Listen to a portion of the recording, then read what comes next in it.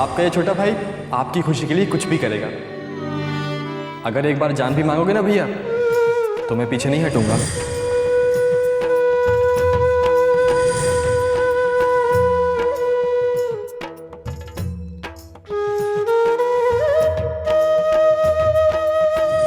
क्यों चला गया तू?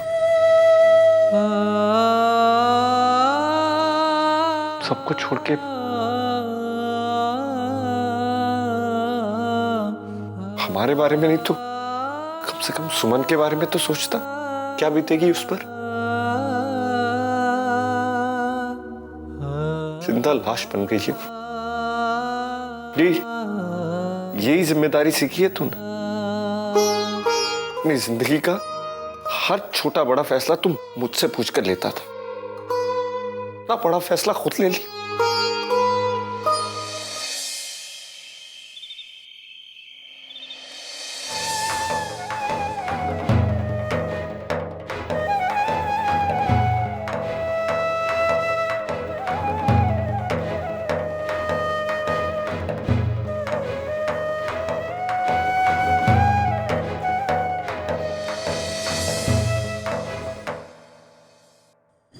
I love you Suman, I love you Suman, I love you Suman, I love you सुमन। मैं आपसे बहुत प्यार करता हूँ, बहुत प्यार करता हूँ, बहुत प्यार करता हूँ। हमारे प्यारे भगवान जी, हम जानते हैं आपकी हम पर नजर है, इसलिए आपने हमारी शादी करवाई। बस अपनी कृपा हमेशा हम पर ऐसे ही बनाए रखिएगा।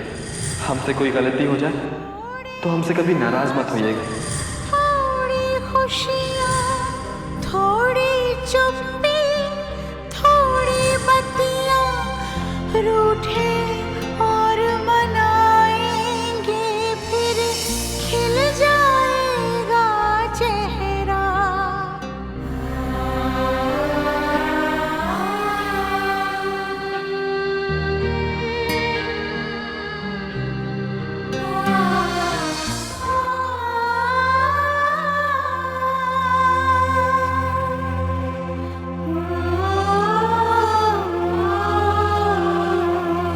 माँ,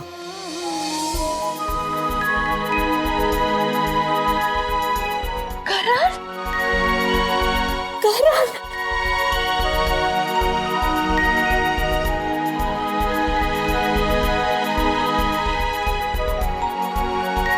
मुझे छोड़कर कहाँ चले गए? हाँ, मैं तुझसे बहुत नाराज हूँ बेटा। सॉरी माँ, अब नाराजगी छोड़िए ना। तुझे कहीं जाने नहीं दूंगी। मुझे बहुत रुलाया तूने बेटा। कोई बेटा अपनी माँ को इस तरह रुलाता है क्या?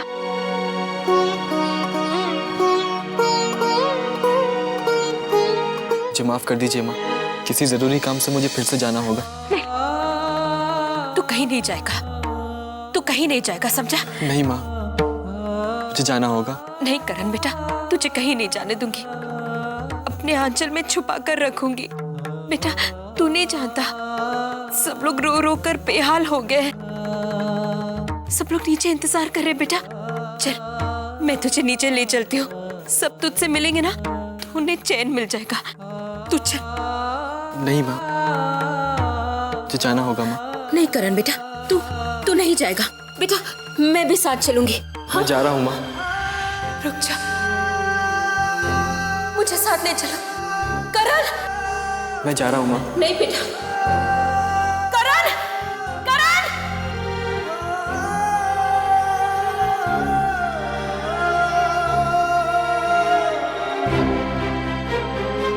करण, रुक जा बेटा, करण रुक जा। माँ, करण जा रहा है। कार्तिक बेटा, करण जा रहा है बेटा, उसे रोको। माँ संभालो अपने आप को। करण अब नहीं आएगा। नहीं कार्तिक, वो अभी मुझसे मिलकर गया है। कह रहा था जरूरी काम था, इसीलिए चला गया। बेटा उसे ढूंढ कर ला दो, देखो वो यही कहीं होगा। माँ संभालो अपने आप को। मैंने सपना देखा है माँ, मरने वाले कभी वापस नहीं आते, यही सच है। और अब आप इस सच को मान लो। कैसे मान लूं कार्तिक? अगर ये बात मान लूंगी ना मैं मर जाऊंगी कार्तिक, मैं मर जाऊंगी कार्तिक। माँ, आपको इस तरह दुखी देखकर करण की आत्मा को कितना दुख हो रहा होगा। माँ, उसकी आत्मा की शांति के लिए ही सही संभालिए, इस तरह मत टूटिए आप। अब हिम्मत नहीं रहा कार्तिक, बस मुझे इस उम्मीद में जी लेने दो कार्तिक कि करण वापस आएगा। वो नहीं आएगा माँ, आपको हिम्मत रखनी होगी। आप ऐसे करोगे तो आपकी तबीयत खराब हो जाएगी माँ। अगर आपको कुछ हो गया तो ये घर बिखर जाएगा।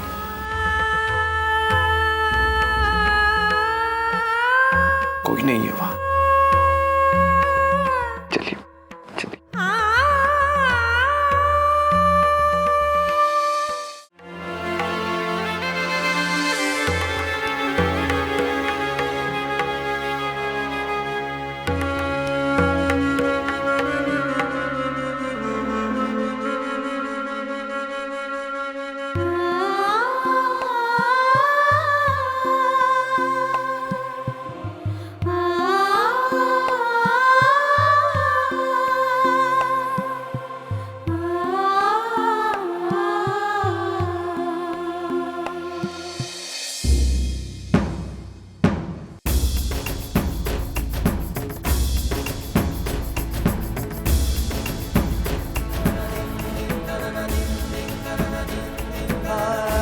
हमने कुछ भी नहीं किया है कार्तिक जी।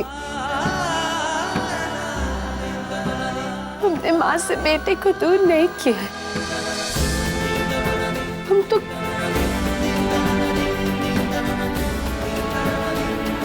खुद ही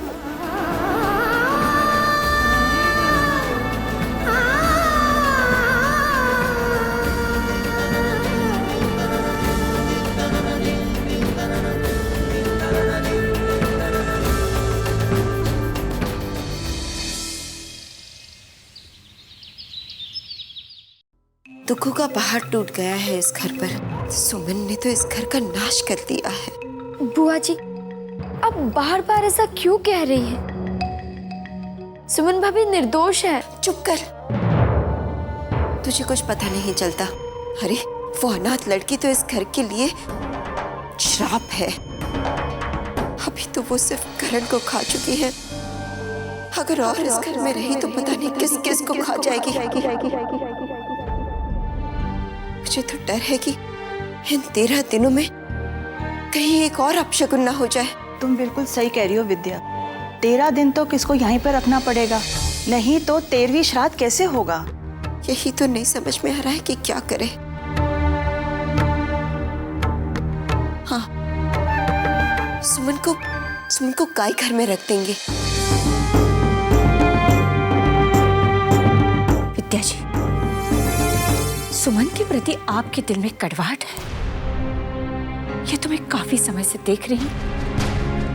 मुझे तो यकीन हो गया है कि सुमन को आप पहले दिन से पसंद नहीं करती थी, और अब इस दुख की घड़ी में सुमन को अपशगुनी साबित करके कादम्बरी के दिल में घृणा पैदा करने में भी आप सफल हो चुकी हैं। हाँ भाभी, आप तो ऐसा ही कहेंगी।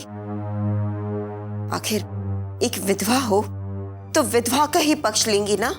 गलत कह रही आप, बिल्कुल गलत। माना कि एक विधवा होने के नाते एक विधवा के लिए मेरे मन में हमदर्दी है, पर किसी के जीने या मरने का संबंध इंसान से नहीं लगाया जाता। वो तो इंसान के हाथ में नहीं है, ये बात भी सच है। हमें सब कुछ भूलकर शुद्ध मन से करण का श्राद्ध करना चाहिए। हाँ, सच कहा आपने भाभी। इस घर की तो परंपरा बन गई है, सभी लोग शुद्ध मन से श्राद्ध करते हैं और इस घर के एक एक मत भगवान को प्यारे हो जाते हैं।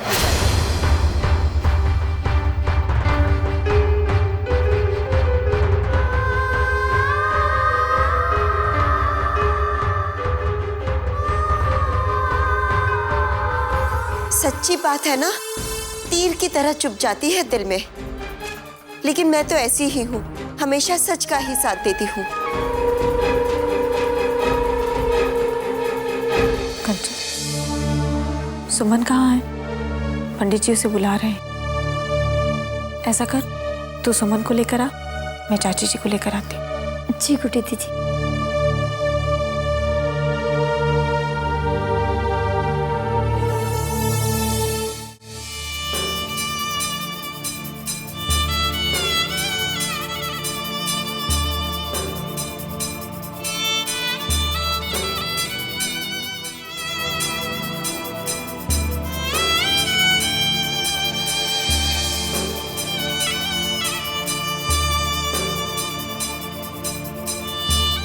सुमन,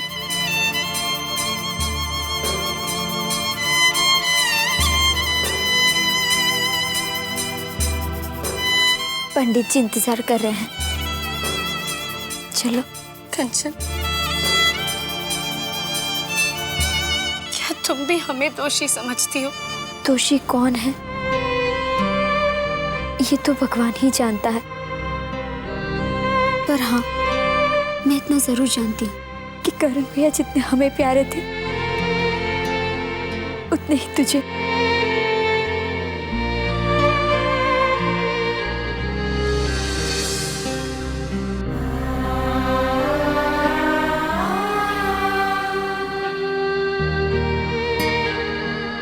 चुप हो जा सुमन। हम करण जी को कैसे मार सकते हैं?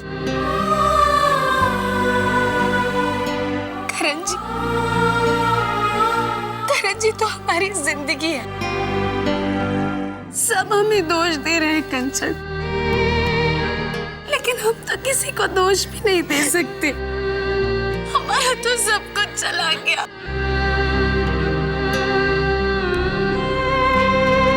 मत रो सुमन, हम सब है ना तेरे साथ। अपने आप को कभी अकेला मत समझना। पंडित जी नीचे इंतजार कर रहे होंगे, चल।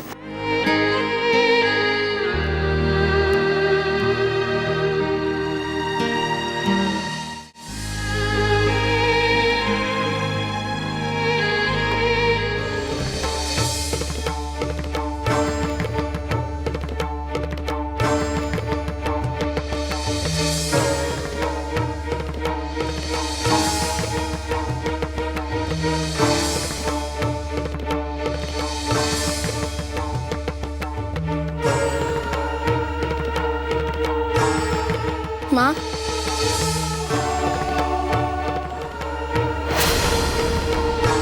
सुमन, मैंने आज तक करण पर एक खरोच नहीं आने दिया और मुझे पूरा यकीन है कि तुम करण को मुझसे भी ज्यादा अच्छे से संभालोगे।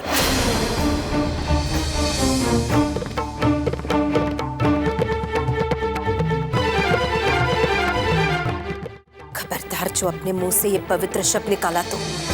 माँ, हमारी क्या गलती है? गलती तो मैंने किया है, जो तुझे इस घर की बहू बनाकर ले आई। ना तुझे इस घर की बहू बनाती और ना अपने बेटे से हाथ धो बैठती। नहीं माँ, करण जी की मौत में हमारा कोई दोष नहीं है। हम तो करण जी को अपनी जिंदगी से बढ़कर चाहते हैं। इसीलिए खा गई उसे। भगवान के लिए ऐसा मत बोलिए माँ। मुझे माँ मत कहो। मेरे बेटे को तो मुझसे छीन लिया और मुझे माँ कहती हो तुम? शर्म नहीं आती? माँ, इसमें हमारा क्या कसूर है? तेरा ही कसूर था। पैदा होते ही अपने माँ बाप को खा लिया, शादी के बाद पति को भी खा लिया, अब पता नहीं किस किस को खा लेगी यहाँ। मैंने तो तेरी आंखों में खुशी देनी चाहिए और तूने खून के आंसू मुझे रुला दिए। नहीं माँ। मत कहो मुझे माँ। जिस दिन मेरे बेटे को वापस लाओगी ना, उस दिन ये हक तुझे दूंगी।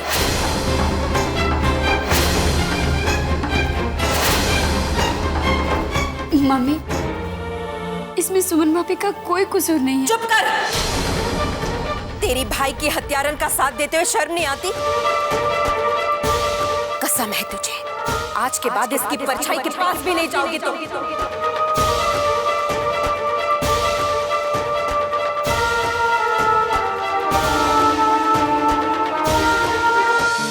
मम्मी, संभालिए खुद को। आपने मुझे कसम दी है ना, मैं आपकी कसम कैसे तोड़ सकती हूँ? मैं आज के बाद सुमन से कभी नहीं मिलूंगी। अब सब भी हमें ही गुनहगार समझते हैं ना।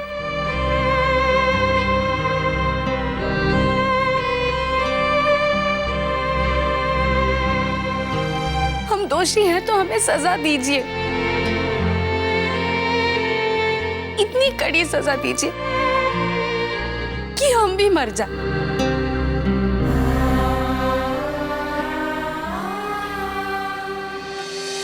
हमें सजा दीजिए दादी जी। अम्मा, इससे कह दीजिए आज के बाद ये मुझे माँ नहीं पुकारेगी। मैं इसकी मनहूस शक्ल भी नहीं देखना चाहती।